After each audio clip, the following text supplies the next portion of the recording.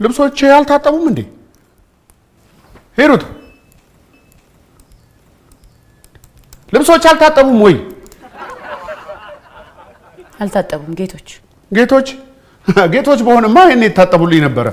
ባሪያ ስለሆንኩ ነው እንጂ እዚህ ቤት ወይኔ ስንቱ ማንም እንደው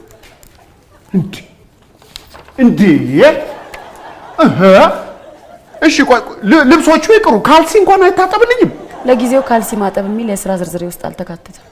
ፀሐይ አልመጣችም እንዴ ሰሞኑን? ፀሐይ ሰሞኑን እረፍት ናት።